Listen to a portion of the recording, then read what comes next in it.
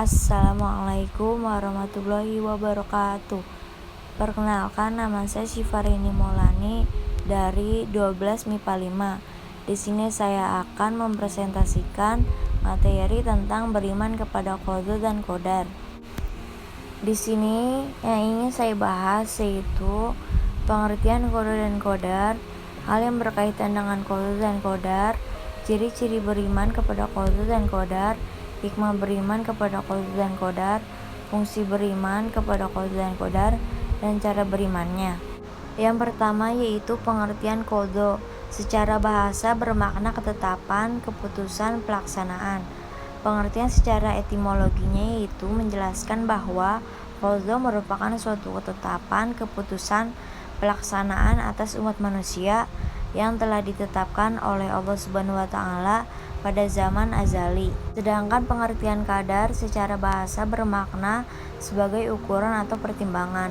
Secara etimologinya menjelaskan bahwa qadar merupakan suatu ketetapan Allah Subhanahu wa taala yang berdasarkan ukuran pada setiap diri umat manusia sesuai kehendaknya pada zaman azali. Makna secara luas dari qadar yaitu bahwa qadar merupakan gambaran kepastian mengenai hukum Allah Subhanahu wa taala. Selanjutnya yaitu ada 4 hal yang berkaitan dengan qada dan qadar. Yang pertama yaitu takdir. Takdir adalah sebuah peristiwa yang terjadi di alam raya ini yang meliputi aspek kejadian baik itu mengenai qadar atau ukurannya, tempat maupun waktu. Macam-macam takdir. Takdir terbagi menjadi 2 yaitu takdir mubram dan takdir mu'allaq. Yang pertama yaitu takdir mubram.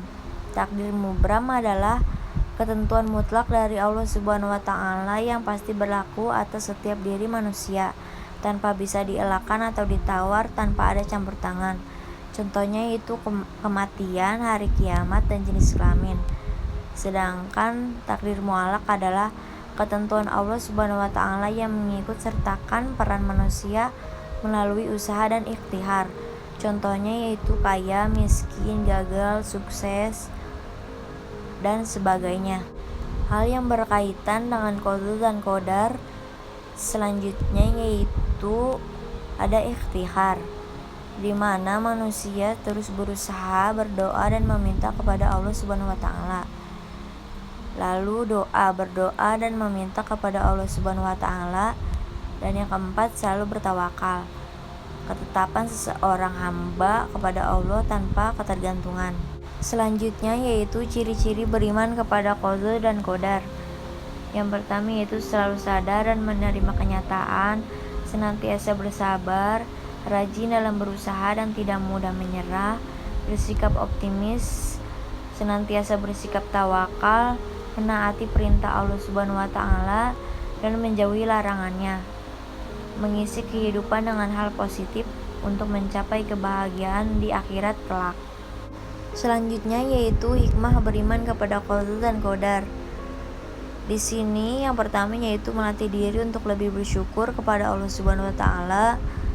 2. Mendekatkan diri kepada Allah Subhanahu wa taala, melatih seseorang menjadi orang yang lebih giat lagi berusaha dan tidak cepat putus asa, menghindarkan diri dari sifat sombong, membiasakan diri untuk bersabar dan bertawakal kepada Allah Subhanahu wa taala. Fungsi iman kepada qada dan qadar. Yang pertama yaitu mendekatkan diri kepada Allah Subhanahu wa taala. Yang kedua, mendidik manusia untuk senantiasa berusaha, berikhtiar, mendidik manusia untuk senantiasa sabar dan tawakal, mendidik manusia untuk tidak bersikap sombong atau takabur. Sekian penjelasan dari saya, kurang lebihnya mohon maaf. Wabillahi taufiq wal hidayah. Wassalamualaikum warahmatullahi wabarakatuh. Terima kasih.